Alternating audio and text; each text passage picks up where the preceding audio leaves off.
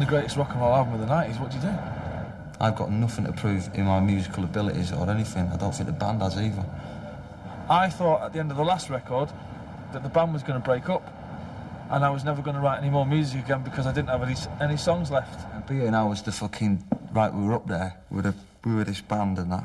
We were fucking tabloid, there was chaos going around and it come out in the music.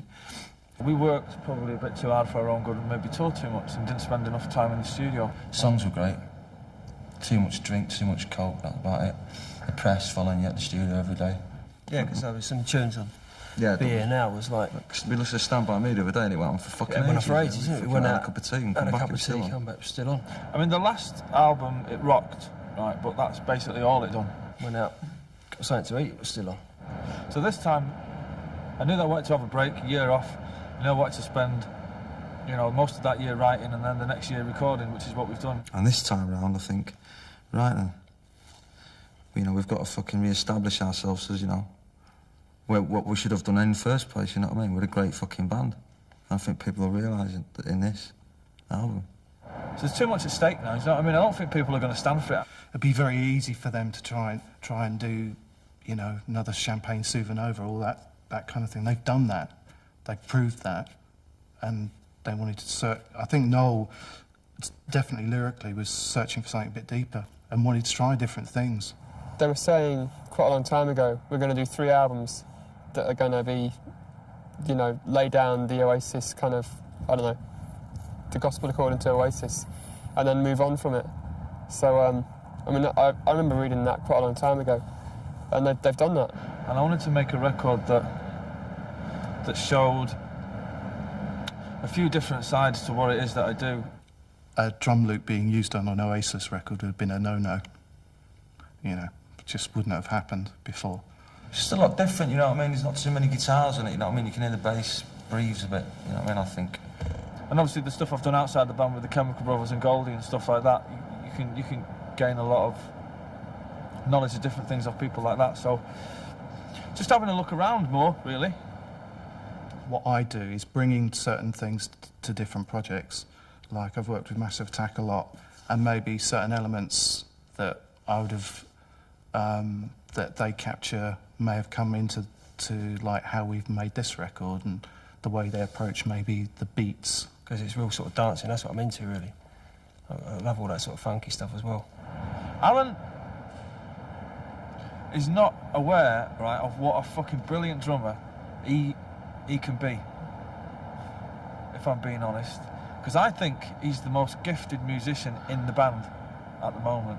They were just sort of experimenting with beats, different synths, keyboards which they'd never used before, different ways of approaching tracks. And I suppose that's why I was there, really. I was thinking, well, I'm going to use drum loops on that, and, you know, the bass line's going to be really complicated here, and it's not going to be all about the song, so to speak. It's going to be more about the musicianship. And I was thinking, well, you know, is it all going to work with new people and in a new environment? And the amazing thing for me is that it all worked, and it didn't feel weird. It just felt really natural. So, and it still sounds like an Oasis record, but it sounds like a different kind of Oasis record, which is what we should have done last time. It's what a true band does, doesn't it? Moves forward within their own identity. I'm still influenced by the Beatles, obviously, but, you know, I've listened to a lot of, like the Beta Band, for instance, and the way that they do things. Although we didn't employ any of their recording techniques in the way that they will pick up a plastic bag and a packet of crisps and make a drum track out of it. There's none of that, but I suppose there was a certain sense in listening to their records thinking, well, yeah, anything is possible. You could work with like 10 different types of artists over a period of time, and you get little bits from each of them and then start using them in like a current project you're doing, you know. But we were more using Spike, who'd worked with, you know, U2 and Massive Attack and people like that. We were using his knowledge of, who picked his brains more about the sonic side of, you know, how we could get the record to sound modern with it still sounding like a rock and roll band. So we try to do something different and incorporate everyone in the record, using keyboard sounds, looping up guitars, just experimenting. That was the thing with this record, was experimentation, but not letting it get out of control. We just wanted this album to be a little bit different than the last one. Not for anyone else, so for us. When I was in the pub, I had a £2 coin and it was written around the side. And I wrote down on the back of a cigarette packet in case I forgot, standing on the shoulder, well, what I thought I put was standing on the shoulders of giants, in brackets, album title. But I was drunk, and when I got up in the morning, it said, standing on the shoulder of giants, a bum title. That's all I need, Lennon and Lydon. But, you know, people are going to say that, you know, the giants are the Beatles and the Stones and the Who and the Sex Pistols, so I suppose it's them, really. But it doesn't mean that, it's just, it just sounds good, you know, it just looks good on the front of the record. It's a milestone record for this band, anyway. There's a lot of shit bands about, and there's a lot of people that don't, you know, mean it as much. They just want to make the money and that, and toe the line, and not live the lifestyle. And I was trying to get out of the party mode and that, so I got a few bits and pieces, threw them in a bag, got my guitar, picked up the wife off the kitchen floor, got in a taxi, went to the airport, and went to Thailand for about a month.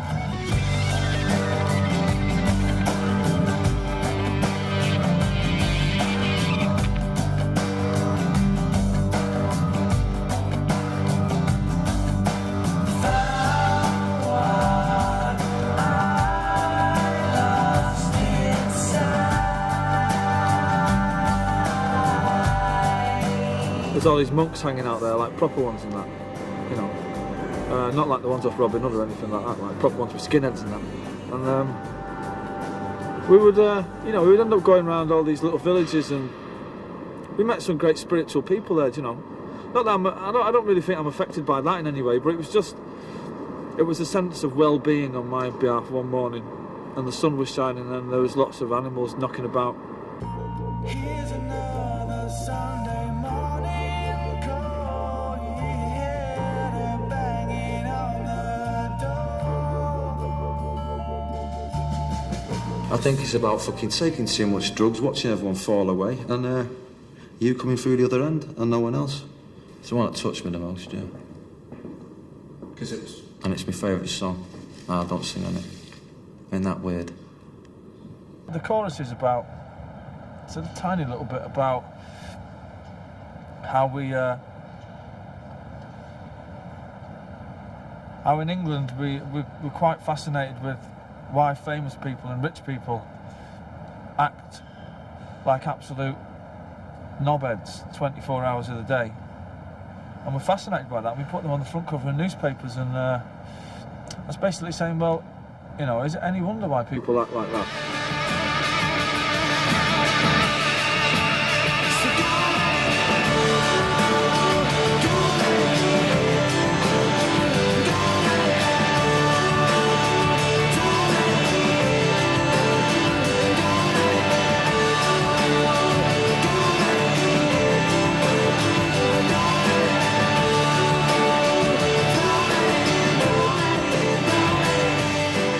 Little James is my most personal song on the record, yeah. I'm proud that he's done it in a way, because it'll give him the confidence to go and maybe write more. Well, it's not. I didn't go out of my way to write a song. You know what I mean? I've just been playing about with this little tune, and then, you know, I've got a lot of songs that I've been doing that for years. You know what I mean? Little bits and bobs that I never really finish them off. I always sort of like just go, oh, fuck it, leave it there, and come back to it later on. And that was the first full song that really just come to me really easy, because I've been around him, you know. And that was it. I just done it in 3 minutes. Little James, we're all the same. Always seem to look to us. We were meant to be grown-ups. Thank you for your smile. You make it all worthwhile to us. I do like the song. I like the melody. For him to put it on an album means it's a good song. The song works on an acoustic guitar, so therefore it would work with a big band behind it. But I didn't think about Hey Jude at all. I'm not that much of a wanker to think like that, you know what I mean? That's not my problem, you know what I mean? I went in there and thought about James and wrote it about him, and that was the end of it. He's got to grow up pretty soon, you know. Anyway, that was my little bit, sorry. He's only 27, and I remember what I was like when I was 27. And I wasn't far off what he's like. I think we've got a lot closer musically, yeah. We've always been close. All the nonsense that gets wrote about us, you know what I mean? It's just, you know, gets blown out of proportion. You know, with the 2 band members leaving, then yeah, we've got a lot closer. what's the best thing about it is the usual, you know. He pulls no punches and he says what he means. My words and my thoughts, they're both the same, I'd say. I think he'd do well to sit down and speak to somebody like John Lennon. I think John Lennon would tell him to sit down and shut up and just listen for once in his life instead of talking all the time. That's just because he thinks he's John Lennon, though. I'm not asked about, you know, at the turn of the next century being the songwriter of the 90s and all that. That'll be irrelevant to me once I go. I'd like to be the best songwriter of next year. That's about as far as I go. Oh, I reckon I'm better than Elvis, definitely. I don't know what Elvis would think. Elvis would probably snort, Liam. Well, I'm a knobhead when I'm drunk, aren't I? And I'm killed his cat in town when I'm sober. These were having a good jolly up, and I was with him while they were having a jolly up, you know what I mean? I was sitting there with my bottle of water and that going, go on, have another one for me. If I could put down on paper what I actually thought inside my head, I'd be fucking really good, I think. But I'm quite...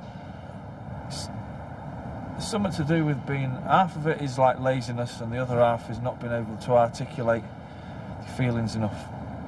He thinks I feel. That's too simple a way of putting it. That's what it's about, isn't it? Feelings. Because that implies that Liam's not a thinker and that Noah's not a feeler. We've had a hiccup. We never thought we'd have things like that happen to us. You know what I mean? We didn't think two members of the band would leave. We just thought we were in it together forever. No, they're gone now, that's it. You can't just pick and choose when you want to be in a band, you know what I mean? It's like, it wouldn't be fair on Gem and Andy now. If Bonehead phoned up tomorrow morning and said, oh, I've changed my mind, it'd be like, well, I can't do that, man, because some other geezer now is in the group, and that's it. That's not what Oasis is about. You don't make decisions like that. On the form of the band, you know what I mean? You've got to think hard about it, and I'm sure they did. And we thought hard about getting two of the members in and carrying on. As soon as I started to play with these guys, it did feel right. And they've said that as well. I mean, I think that it is hard to find people that you can play with, just on a musical level. Noel used to play lead a lot. Bonehead just play rhythm. Like, Noel's not playing as much lead now, you know what I mean? But Gem's doing a bit of lead and they're both doing it so you can, you know, like Champagne Supernova, there's bits that Gem will play lead on and, you know what I mean? They'll swap about, you know, and it works a lot better. You know what I mean? Noel's a good producer. Even just seeing the way he works it's kind of a going back to the James Brown thing about it's not a whip cracking thing. It's kind of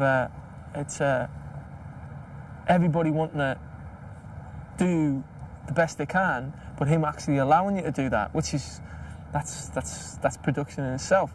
And I'm sure he knows that I'm not going to strut out there with this pointy headstock guitar and go, same as you're not going to go, I need a 5-string bass without a head. You know, it's kind of everybody's in the same ballpark.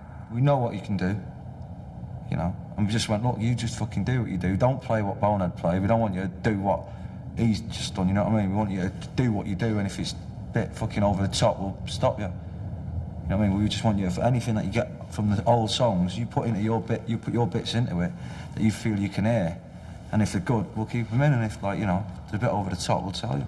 I don't want to change it. I think it's great how it is. It's going to be weird to see how it works out, but I mean, it's all very exciting because, number one, because they're great musicians, you know. It's weird joining this band full stop. And they're at that point where they're not that cynical about it yet. Things like this throughout your life are gifts, and you've got to say thanks. That's what I believe. Hopefully that the 5 of us that are in the band now will make more albums than the original 5 did, so... There's been too much said about what things mean. Just let people make their minds up on it. You know what I mean? Right. I'm not here to share my views, you know what I mean, about it. People should just listen.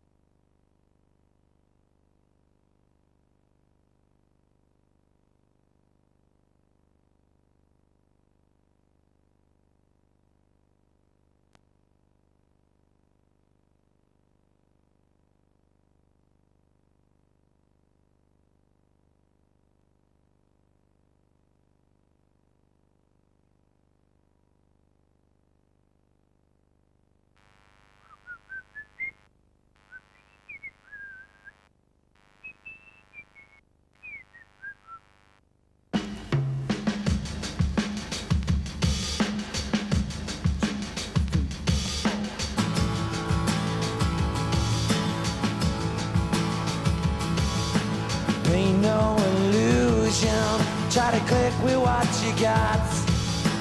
Taste every portion, 'cause if you like yourself a lot, go let it out. Go let it in, and go let it out. Life is precocious in the most peculiar way. Sister psychosis, don't got a lot to say. She gon' let it out. She gon' let it in. She gon' let it out. She gon' let it out. She gon' let it in. She gon' let it out.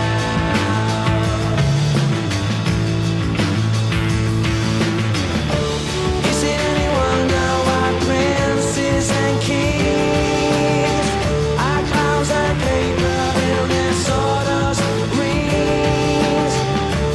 Ordinary people that are like you and me, we're the keepers of their destiny. We're the keepers of their destiny.